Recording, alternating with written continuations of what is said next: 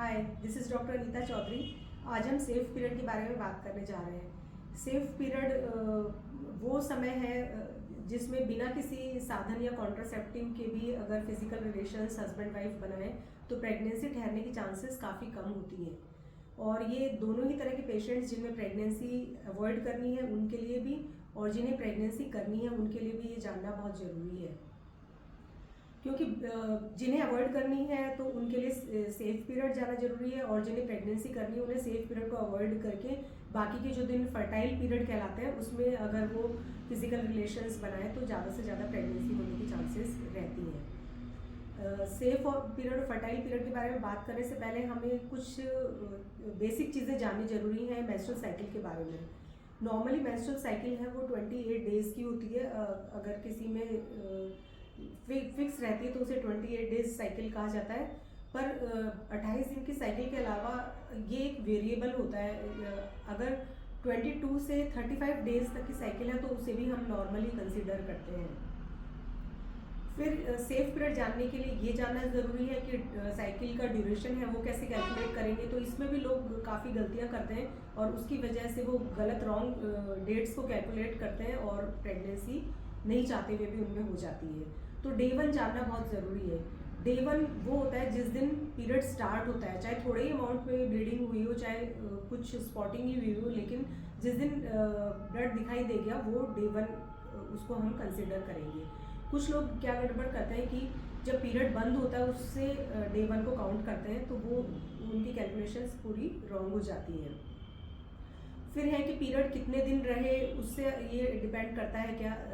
नहीं, उससे डिपेंड नहीं करता। डे 1 जिस दिन ब्लीडिंग स्टार्ट होती है उसको ही काउंट करना होता है, चाहे पीरियड है वो 4 दिन रहे चाहे 5 दिन रहे, वो भी नॉर्मल है। और 2 to 7 डेज अगर किसी के ब्लीडिंग रहती है तो वो भी नॉर्मल है। तो ये रहा। अब कुछ हम और दूसरे टर्म्स जानेंगे, जैसे कि ओव्यूलेशन। ओव्यूलेशन क्या होता है? एक नॉर्मल महिला में हर महीने के एक विशेष दिन अंडा रिलीज होता है, वो ओव्यूलेशन डे कहलाता है। तो नॉर्मली 28 दिन की साइकिल में 14th डे के लगभग आसपास अंडा मैच्योर होता है और फॉलिकल से रिलीज होता है, फॉलिकल रप्चर होता है और अंडा बाहर आ जाता है। तो इसे ओव्यूलेशन डे कहते हैं। और इसके आसपास के जो दिन हैं वो ही सबसे ज़्यादा फर्टाइल डेज होते हैं। तो प्रेगनेंसी करनी है तो उस टाइम रिलेशन बनाना चाहिए, प्रेगनेंसी नहीं करनी है तो उन दिनों को अवॉइड करना चाहिए। ओव्यूलेशन ऑल्टरनेट एक लेफ्ट और राइट ओवरी में ऑल्टरनेट होता है, एक महीने लेफ्ट में एक महीने राइट में, इस तरह से ओव्यूलेशन होता है। अब ओव्यूलेशन की बात करें तो ये है, इसको काउंट करने के लिए अगर 28 डेज की साइकिल है तो 28वें दिन से पीछे से काउंट करेंगे तो 14 दिन हमें काउंट करने हैं। ये डेज हैं ये फिक्स रहते हैं, तो पीछे से 14 दिन हमें काउंट करने हैं। 14th डे ओव्यूलेशन होगा अगर 28 दिन की साइकिल है तो। पर साइकिल हमेशा 28 दिन की ही नहीं होती है। किसको नॉर्मल साइकिल कहते हैं? 28 दिन वाले को भी नॉर्मल रेगुलर साइकिल्स कहते हैं, लेकिन अगर साइकिल की लेंथ 22 to 35 डेज के बीच में पड़ रही है तो वो भी नॉर्मल ही कंसिडर उसे करेंगे, लेकिन वो शॉर्ट एंड लॉन्ग साइकिल्स कहलाएंगे, पर वो उनको एबनॉर्मल हम नहीं मानेंगे। तो 28 डेज की साइकिल में तो ओव्यूलेशन को पीछे से काउंट करेंगे तो 14th डे पड़ेगा। परंतु 21 दिन की और 35 दिन की है, उसमें अगर 14th डे हम ओव्यूलेशन को कंसिडर करके चल रहे हैं तो हमारा मेथड है वो फेल हो जाएगा। क्योंकि इसमें एक चीज़ ध्यान रखनी है कि पीछे से अगर हम काउंट करेंगे लास्ट डे ऑफ साइकिल से, जिस दिन अगला पीरियड स्टार्ट हो गया है उससे पहला जो दिन है, चाहे वो 28वां हो चाहे 35वां हो चाहे 21वां हो, वहाँ से बैक हमें 14 डेज काउंट करने हैं। तो अगर 21 दिन की साइकिल है तो हमें पीछे से वहाँ से काउंट करने पड़ेंगे। वो डेज हैं वो फिक्स रहेंगे, लेकिन फिर शॉर्ट और लॉन्ग कौन से दिन बनाएंगे? तो ऑब्वियसली बात सामने है कि ओव्यूलेशन से पहले वाले जो दिन हैं वो कम या ज़्यादा होते हैं, तो उससे साइकिल शॉर्ट या लॉन्ग हो जाती है। इसको हम थोड़ा सा समझने के लिए इस कैलेंडर का इस्तेमाल करेंगे। जैसे कि इसमें दिखाया गया है कि ये एक 28 दिन की नॉर्मल साइकिल है। तो इसमें ये दिन ब्लीडिंग के दिन है, 28 दिन पर ये 29वें दिन इसको महिला को नया महीना चालू हो गया है, दोबारा से ब्लीडिंग चालू हो गई। तो 28 दिन से गिनते गिनते हम पीछे की तरफ आएंगे तो ये 14th डे पर इस महिला का ओव्यूलेशन हो रहा है। इसके आगे पीछे के 3-3 दिन हम काउंट कर लें तो ये जो ग्रीन से मैंने शो करे हैं ये हाईली फर्टाइल डेज हैं। किसी को प्रेगनेंसी करनी है तो इन डेज में कांटेक्ट करना पड़ेगा। और जो बाकी के दिन है ये सेफ पीरियड है, ये सेफ डेट्स हैं जिसमें प्रेगनेंसी होने की चांसेस बहुत ही मिनिमम रहती है। अब एक बार हम, ये तो नॉर्मल 28 डेज की साइकिल का हमने देखा है, एक बार हम शॉर्ट और लॉन्ग साइकिल का भी देख लेते हैं।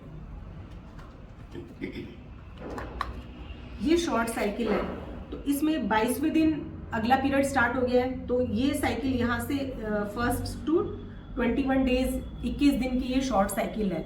तो इसमें यहाँ से हम काउंट करेंगे तो ये डेज ओव्यूलेशन का यहाँ पर हमें ये जहाँ स्टार बनाया है ये 7वां दिन, इस दिन ओव्यूलेशन होगा। क्योंकि ये दिन मैंने आपको बताया था कि पीछे से काउंट करेंगे 14 दिन पर ही ओव्यूलेशन होगा पीछे से काउंट करके। और शॉर्ट साइकिल है तो ये इस ओव्यूलेशन से पहले के दिन है ये कम हो गए। तो इस तरह से इसके बाद के 3 दिन और पहले के 3 दिन ये फर्टाइल पीरियड्स कहलाएंगे। एक बार हम लॉन्ग साइकिल का एग्जाम्पल भी देख लेते हैं। ये लॉन्ग साइकिल मैंने बनाई है, इसमें 35 डेज की तक की है लॉन्ग साइकिल हो सकती है। ऑब्वियसली 35 डेज महीने में नहीं होता है तो 31 के बाद में 1 2 3 4 तो 4 या 5 दिन अगले महीने के हम काउंट करेंगे। लेकिन एक बार को सहूलियत के लिए मैंने 35 इसमें लिख दिया है। तो वही इसमें देखेंगे कि पीछे से यहाँ से हमने काउंट करना शुरू करा तो ये 24 यहाँ पर ये हमारा 21वें दिन पर ओव्यूलेशन हो रहा है। पीछे से हमने काउंट करा तो 14 डेज फिक्स रहे तो 21वें दिन पर ये ओव्यूलेशन हो रहा है। और इसके आगे पीछे के 3 दिन है वो रिस्की रहते हैं, प्रेगनेंसी होने की चांसेस वहाँ ज़्यादा रहती हैं तो इन्हें हम फर्टाइल पीरियड कहेंगे। ये सेफ पीरियड में नहीं गिना जाएगा। बाकी के डेज जो दिखाए गए हैं जिन्हें मार्क नहीं करा गया है वो सेफ डेज हैं। तो इस तरीके से हम ये सेफ डेज हैं ये निकालते हैं। पर अब ये कहना चाहेंगी कि सेफ डेज हैं ये कैलकुलेट कर लिया तो इस टाइम अच्छी तरह से इनको अगर कैलकुलेट करके कोई संबंध बनाए तो क्या प्रेगनेंसी होने की चांसेस बिल्कुल नहीं रहती। तो ये कहना एकदम गलत होगा। हमें फिर भी बहुत ज़्यादा ध्यान देने की ज़रूरत है कि इसकी फेलियर रेट ज़्यादा है 8 to 25%। इसको कैलेंडर मेथड या रिद्म मेथड भी कहते हैं। इसकी फेलियर रेट काफ़ी ज़्यादा है, 8 to 25% इसकी फेलियर रेट है। तो ज़्यादा ठीक यही रहेगा कि दूसरे कॉन्ट्रासेप्टिव्स हैं, अगर हमें बहुत ही कम फेलियर रेट चाहिए तो दूसरे कॉन्ट्रासेप्टिव मेथड्स हैं उन पे जाना चाहिए। पर पुराने समय में जहाँ पर ये सुविधा कॉन्ट्रासेप्टिव्स की नॉलेज नहीं होती थी या उस टाइम बहुत कॉन्ट्रासेप्टिव्स इजीली अवेलेबल नहीं होते थे तो ये एक तरीका था जिसको अपना के प्रेगनेंसी को अवॉइड किया जा सकता है। या फिर दूसरी तरीके से इसे हम देखें तो इन दिनों में प्रेगनेंसी किसी को जिनको करनी है, कंसीव नहीं हो रहे, तो वो ज़्यादा से ज़्यादा ओव्यूलेशन के पहले के और बाद के 3 दिन और ओव्यूलेशन का दिन तो है ही इम्पॉर्टेंट। तो इस तरह से वो 6-7 दिन है, उसमें अगर वो हस्बैंड वाइफ कपल संबंध बनाए तो प्रेग्नेंट होने की चांसेस ज़्यादा रहती है। Thank you.